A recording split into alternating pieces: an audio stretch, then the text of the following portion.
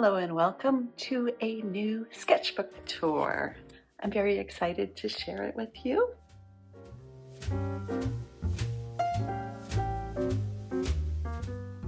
I've just filled sketchbook 14. It took me about 3 months to fill and yada yada yada. Let's get this party started. Cleopatra by Elizabeth Taylor with an asp nearby. A chimp. This was Melissa Martin's art hang party, the 100th one, which she made into a celebration draw along where her community members submitted photos. I submitted this one of myself as seen getting stickers from my art friends in the mailbox, kind of from the mailbox's point of view. Let me tell you, if you ever need a hoot, have 18 artists spend 4 minutes each drawing your head inside of a mailbox. That'll be pretty fun for you, I swear.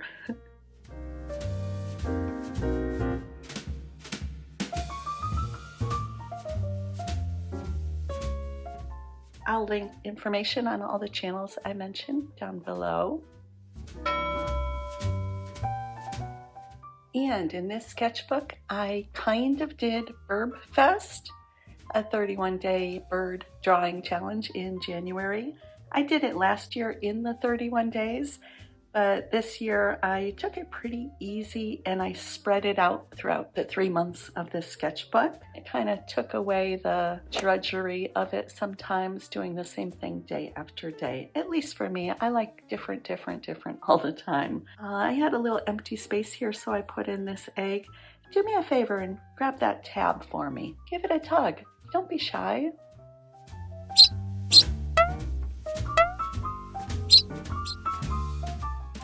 Couple more birds. I really like how these ones came out. This kite had a hawk inspiration for me in a bunny story you'll see a little bit. This artist did a tutorial on breaking down urban sketching landscapes. So these were his references, and Brian showed how to make simple shapes first and kind of ignore the details, get in your shadows, and then you can refine it. So then I tried the same process with one of my photos from a trip to Amsterdam. It was a really cool lesson. This one, I wrote down the little reminder I gave to myself. I felt very anxious about wanting to tell a story, and it's the beginning of a story that's been kicking around my head for a while about a bunny that is harassed by some hawks and kind of transforms herself. I've only written the first part. I'll link it if you want to check it out. These were both from references when we went to Barcelona to La Sagrada Familia. This was a tiny little sculpture. And then this was from a video selfie my poor husband had to endure in the wind at the top of one of the towers. Really fun little moment, but my hair was getting in his eyes, I guess. A couple times I went to an in real life location with the Hamden Art League, where the members arrange still lifes. They have lighting and backdrops and everything, and then you can go from station to station and sketch. So that was a really fun new thing to try. Loved this stone chap with the background put down first. It gave it a certain vitality or something that I really like. And we went and saw the Bob Dylan biopic. I really loved it. And I tried to sketch his face, but it's kind of a twisty face, tangled up in blue. And then these were the other two still lifes I did from the Hamden Art League event. This one, I was pretty brave and I arranged the still life myself. And I kind of got too caught up in the details when I was sketching it, but it was really cool to see what another artist did with the same still life and made her own creations. This was an art hang party featuring Andy Warhol illustrations. Really interesting. I hadn't ever seen this side of Andy Warhol's work before. This, I had tried that old technique where I put down a lot of blues, blobby, smushed it, opened it up, and I pictured maybe, you know, a classic thing is like a butterfly's wings, but I ended up kind of seeing a dragon among the blobs. And then I tried this blobby background again. So I put down the yellow and red, I think acrylic, gave it the smoosh, and then kept those yellow and red textures and patterns to make this Laura Keats wings, and then added in some Inktense pencil colors for the rest of it. I just love this one. It's just so in your face. She's got it going on. This is really fun. I belong to Debbie Draws Funnies community and her Patreon, and this is just classic up my alley good fun, drawing pets in people clothes. Deb had picked out this keyhole jumpsuit from, I think, the 70s, really atrocious, but Tiger is looking pretty luscious in this jumpsuit. Oh, behave. These were with Neocolor 2s, and this one is not a birb, obviously, but this one, a very silly bird. In my defense, it looks super silly in real life too, so there we go. An art hang party. Fun theme of facial expressions with random times and wild cards thrown in. So you might have to draw with your non-dominant hand, that kind of thing. And then this was a labor of guilt. 5 unused art boxes that I swatched and used. I really hate wasting things, and I loved these watercolors. I used them a lot. These were made with those materials that I just showed you, and a penguin too in a bit. Art hang party, chimps doing things, really great references. I like this guy, he's so content with his fruit. All he wants to say is nom nom nom. This guy though, he's like, yo, let's get this party started. This was a fun art hang party that I just did one segment of it. The theme was to draw the same reference, but each time you redraw it, you use a different time amount and a different medium. I loved the idea, but my spatial planning abilities, or lack of them, struck again, and I kind of smushed this chicken in here. Penguin's like, dude, how's she gonna do you like that? But I did. This was really fun, inspired by Melissa Martin. I saw her give it a try.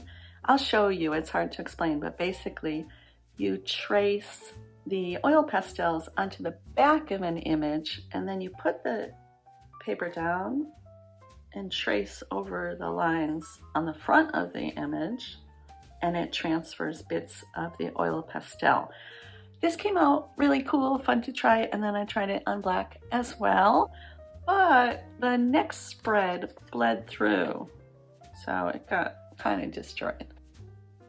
This spread, I was experimenting with the new oil pastels. I wanted to see how they resisted like a watercolor wash going over them and that kind of thing, which was pretty fun to try, but like I said, it bled way through, ruined that. It bled through on the next page too. It happens. These were the couple from American Gothic, that famous painting were the inspo for that. I loved these characters from an art hang party celebrating February. It got ruined too, but most of the ruinous color was in the borders around the characters, so I added in the white. And I just love anytime I make unusual characters, I just find my mind wandering to what they could be thinking about. Shh, don't tell the others that I woke up late and still got the worm. For the last time, Polly, you're not getting a stupid cracker. If only the Colonel would retire, I could rule the roost. And this is a draw along with Debbie Draws Funny celebrating Valentine's Day. I liked the little details, the little eggs in the frying pan, and the kitty. Personally, she's wishing this little mouse a happy Valentine's Day, but I'm not sure what her business is with that mouse. And this witch is kind of creeping on that cookie face too, so they were very charming and fun and silly. Practicing facial expressions on lineofaction.com. Some doodles with some watercolor swirls around.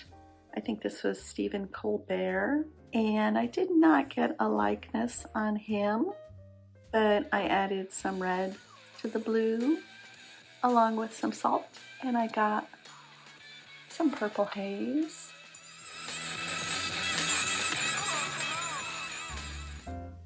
My family and I went and saw Jack White live in Boston, and then someone posted a video online from the exact show of Jack White doing Corporation, but he changed the lyrics to be about Elon Musk.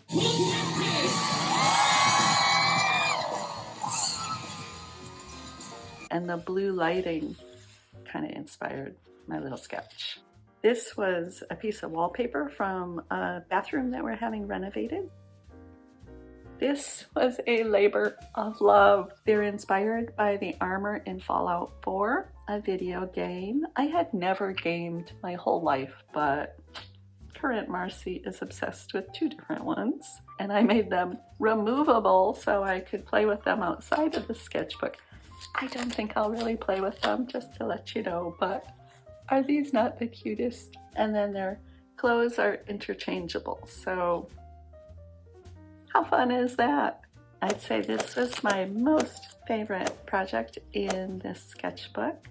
It kind of tanked in the YouTube algorithm. I do not understand the YouTube algorithm, but I did turn to math a little bit to try to figure it out.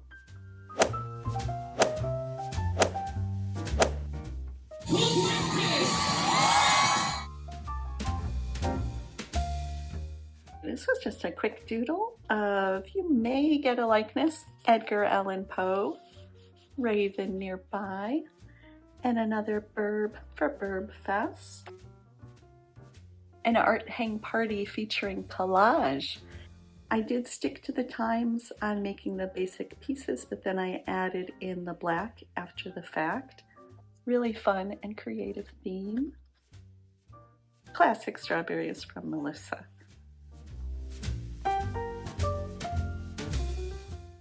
Some birbs. I usually used watercolor and gouache, but this one I used ink for, and I really like the richness in the colors. Art hang party featuring references from Melissa's trip to Japan. I plan to go there someday, so very inspirational. I like to try a lino cut every once in a while, and I thought this one came out pretty good. I actually like the background with the stripes showing through more than the bird itself, I think. I don't know. Practice, lineofaction.com.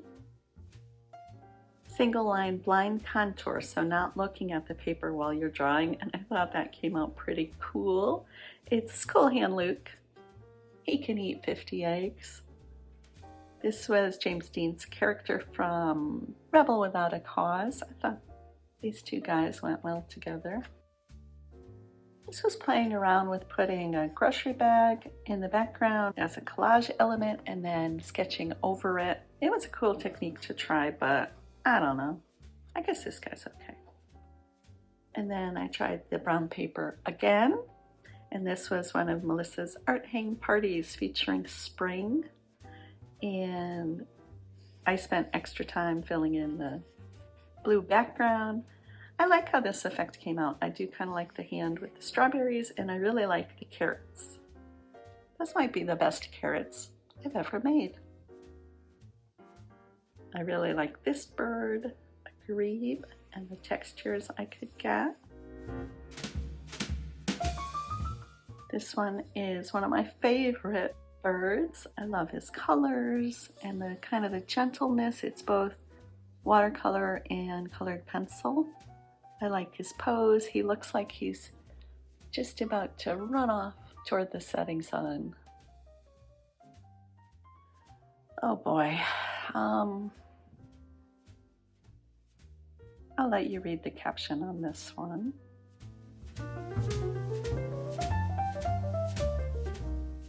A doodle for The Last of Us Season 2 is coming out. Some single line drawings of people celebrating the Day of the Dead. So single line, you can't lift up your pen. This guy, he is psyched. He's getting this party started. The ornate hawk eagle, I tried and wasn't satisfied. And I tried again, but then these were my first tries, and when I thought of arranging them with kind of the close-up of the bird head next to the body, I really like how this page came out. This one I was trying for sort of a helmet look or a cartoon look. This bird just would not cooperate. Some more single line doodles, and this was a very unique art hang party making Victorian puzzle purses. So you send this little purse to someone and they open it up, and then this part is from 4 different images, and then they can read your little letter or quote or whatever you want to put in there. Death leaves a heartache no one can heal. Love leaves a memory no one can steal. I just thought that fit the hearts and skulls vibe. And then on the back, there's some more decorations. And it just folds right back up. And then this one gets tucked in. There she goes. Snug as a bug in a rug.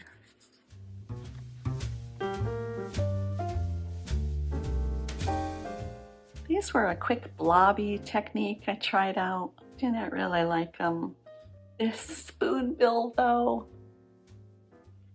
I just used colored pencil, which I rarely use on its own, but I really liked the softness and how easily I could get some texture in there, and the pink and red colors against the blue background.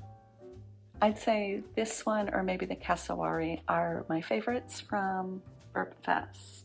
Well, and there's one more I really like too.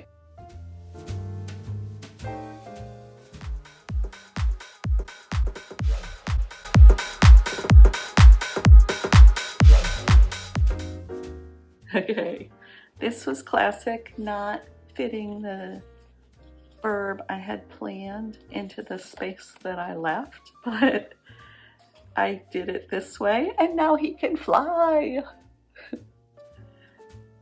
And this one I wanted to finish strong, and I really love how this cute little birb came out using collage and a whole bunch of different collage papers I had from a stash. And in real life, the bird is really beautiful too. It was one of my favorites, so I'm really glad with how that one came out. And then I was done with Birbfest. These were single line drawings, some of them blind, some of them looking. I don't know, I just got hooked on doing those little doodles and then painting them a bit and seeing how they came out. It was a lion, a giraffe, a mouse, an elf, a gorilla. I knew I wasn't fitting in 2 eyes, but I was so lost. It was blind and I just wrapped it up. And Scarlett Johansson, looking good. Okay, another art hang party. This one was particularly special because I collaborated with Melissa to give the close-up photos that she featured. The community was so friendly and supportive, and Melissa too did a really nice job pacing everything. I thought it was a really fun art hang party, seeing some of my old explorations. some doodles from the D&D Monster Manual. I like to do that every once in a while. And some odds and ends. I went to a workshop about using native plants to attract pollinators. My seedlings kind of died, I think, though, so I don't think I'll be doing it for this year. And I ordered stickers for our art hang party from Melissa, and she sent this really cute note with her original art on it. So thank you, Melissa. That was really great. I tried, this was kind of a flop, I tried a canvas class, painting with acrylics on canvas. It's just not for me. I don't really want all these canvases that I have to then figure out what to do with them. But I did finish this one first piece, so I thought it'd be a fun way to commemorate it here. It was from a reference I took at a rainforest in Puerto Rico, these really gorgeous flowers. And some more odds and ends. I would love to hear from you. Tell me your favorite spread, your least favorite spread, or what you were kind of surprised by, or maybe a technique you've always wanted to try. I don't know, tell me anything. I love, love, love getting any kind of feedback. And I want to thank you for watching. I appreciate it, and I wish you a really good day. Take care.